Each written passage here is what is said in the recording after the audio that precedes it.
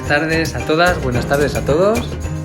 Comenzamos el programa de Radio Clase de los miércoles desde la consulta del Grupo 21 en Girona. Un servidor para todas, para todos, Javier Santiuste. Comenzamos.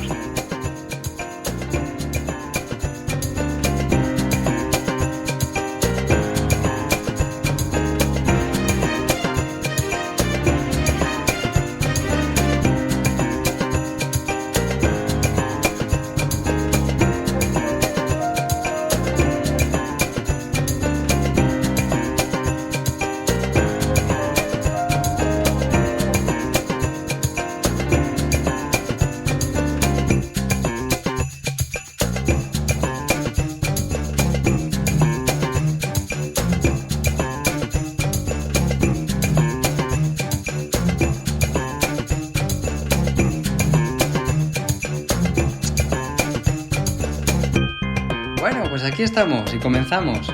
Una vez más nos encontramos aquí al lado del Centro Lindai Girona, en la consulta del 21, y es un placer para mí contar con la presencia de estrellas del directo, como es el caso de nuestro queridísimo Adrià Arenas. Muy buenas, Adrià. Muy buenas.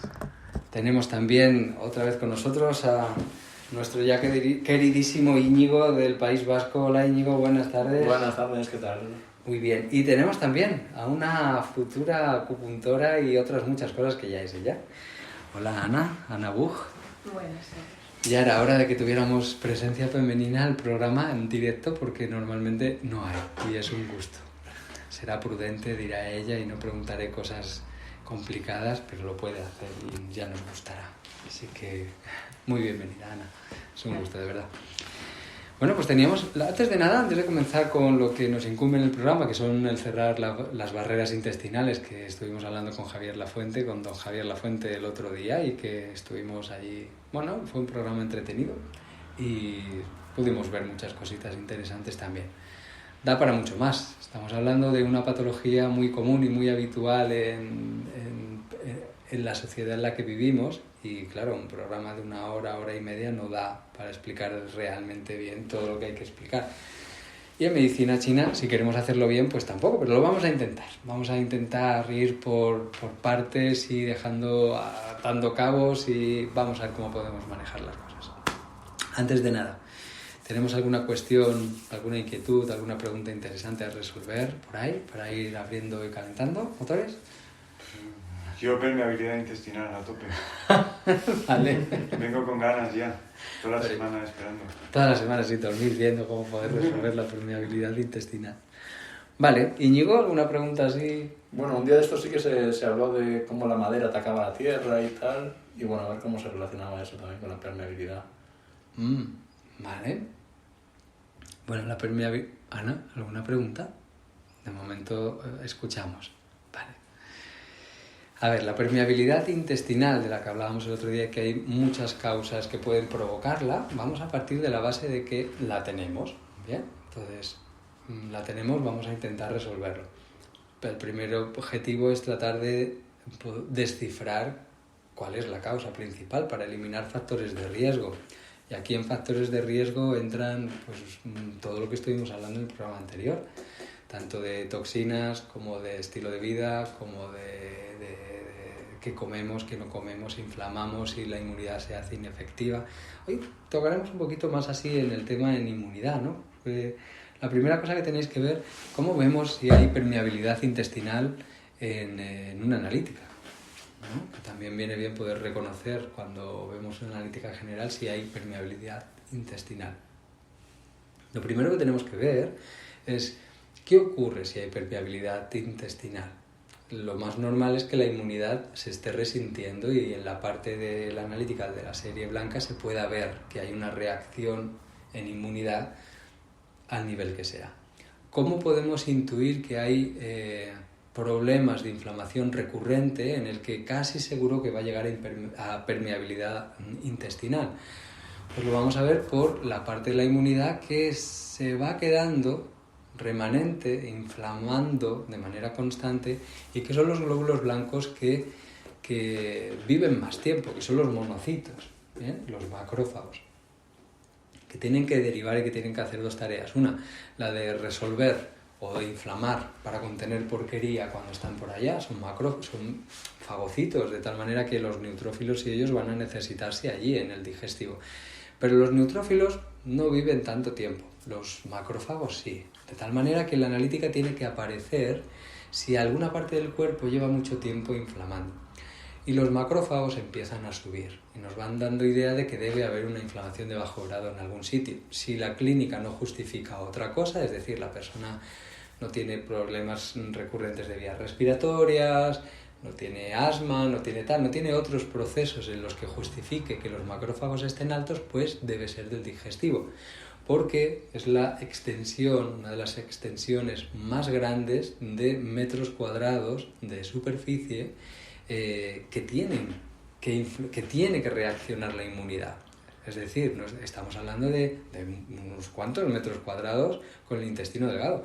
Cuando se extienden todos esos repliegues, las vellosidades, empezamos a extender y eso es mucho espacio que tiene que dar una inmunidad respuesta de contención o inflamación, que se queda reducido en la tripa, pero extendido en un suelo, esto es bastante cantidad, ¿eh?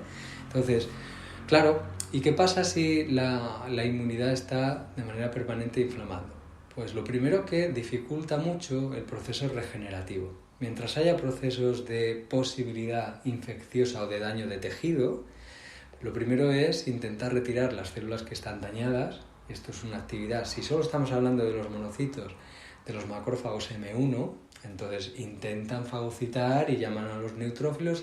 Cuando llegan estos, los neutrófilos son como el ejército, la infantería. Estos llegan allá y llegan a dar palos. Y llegan a dar palos como bestias. Son los que producen la inflamación aguda importante de primeras, ¿eh? Entonces estos, cuando hemos comido algo que nos inflama de manera inmediata, van a estar seguro. Van a estar los neutrófilos, van a estar los macrófagos, van a estar los eosinófilos, van a estar los mastocitos, van a estar los basófilos reaccionando. Son toda la inmunidad innata, porque son los primeros que tienen que hacer pantalla, ¿eh?, inflamatoria. ¿Esto lo podemos ver en la analítica? Sí, cuando es agudo lo vemos. Cuando es crónico, no. Puede que tengamos una respuesta más específica desde los linfocitos ya, pero sobre todo los macrófagos estarán altos. ¿Qué es alto en una analítica? Pues para que se pueda entender como inflamación de bajo grado, el valor absoluto debe estar ya acercándose a 5 o por encima de 5. El valor absoluto, ¿vale? De 5, de 0,5, perdón. Sí, es 5. 0,5.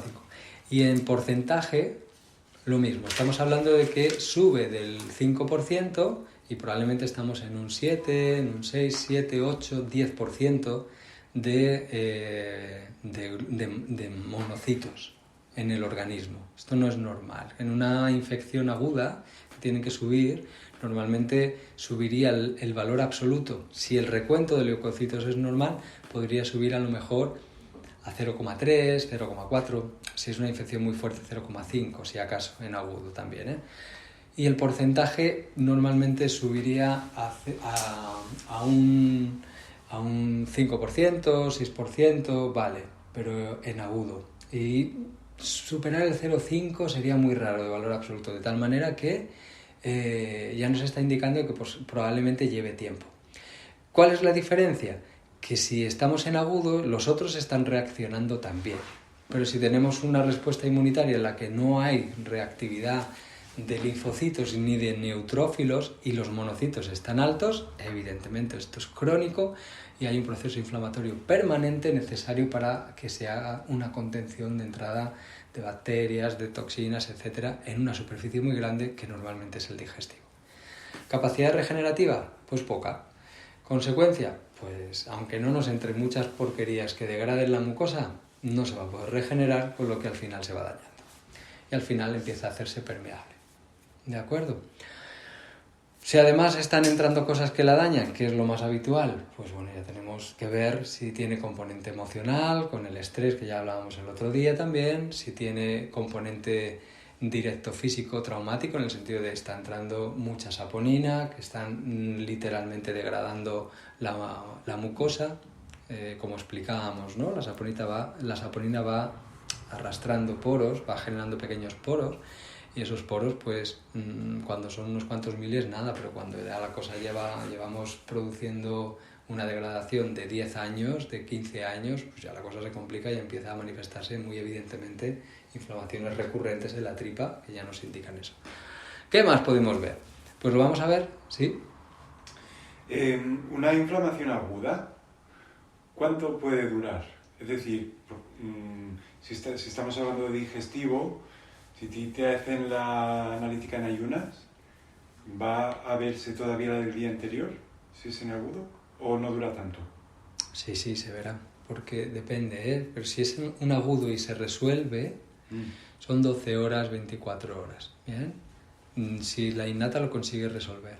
Pero si no lo resuelve porque se ha ido repitiendo, pues aparecerá, claro, evidentemente se verá ahí, ¿ok? Correcto. Y aunque vayas en ayunas, no importa, se verá, ¿de acuerdo? Otra cosa que donde lo podemos ver, pues otro lugar donde lo podemos ver es en la fosfatasa alcalina. ¿Bien? La fosfatasa alcalina estará baja. Si estamos en agudo, por un casual, tenemos la inmunidad activa, la fosfatasa alcalina normalmente debería subir. Si la fosfatasa alcalina se acerca al límite inferior, ya sabemos, podemos asegurar y poner la mano casi en el fuego que tiene permeabilidad intestinal. Esta no es determinante, porque se podría comprobar y asegurarnos, pero nos da un porcentaje muy alto de probabilidades de que efectivamente tiene permeabilidad. ¿Bien? Y cuando yo me encuentro que tiene respuesta inmunitaria un poquito activa y fosfatasa alcalina baja, yo directamente le digo, bueno, probablemente notes que tienes inflamaciones por la tarde-noche de la tripa y luego se resuelve durante la noche. Y por la mañana estás mejor, ¿no? Ya no tienes la tripa que has ganado 1 o 2 tallas de pantalón, sino que ya la has recuperado, pero se vuelve a repetir. Depende de lo que comas, peor, ¿no? Así, me pasa eso. Ya, se ve en la analítica, ¿ok? ¿Qué supone esto? Supone muchos problemas, porque hay un montón de sustancias que no podemos absorber, sencillamente porque por la misma inflamación. El organismo, cuando inflamamos, intenta evitar la entrada de patógenos, con lo cual no solo la entrada de patógenos, es que no va a haber posibilidad de entrada de vitamina B12 ni de hierro como principales dentro del problema, ni otro montón de sustancias que no entrarán sencillamente porque la barrera está cerrada, ¿vale? Está permeable, pero la inflamación hace que no pueda entrar nada o que no deba entrar nada, lo va a intentar, ¿bien? Al menos. ¿De acuerdo? Pero ¿cómo lo consigue? Pues taponando por inflamación. La tripa molesta, estamos incómodos, cuando las personas dicen, es que me siento como embutido, ¿no? Como todo inflamado. Sí, la tripa, pero todo lo demás. Esto es que ya llevamos mucho tiempo inflamando recurrentemente desde digestivo y ya se inflama todo el organismo. Estamos con procesos en los que a lo mejor de retención por inflamación de líquido entre 5 y 9 kilos fácilmente en una persona por inflamación de la mucosa digestiva. ¿Bien? Claro, empezamos a resolver, cambiamos la alimentación a que no inflame tanto, no sea tan reactiva y automáticamente empieza a perder peso.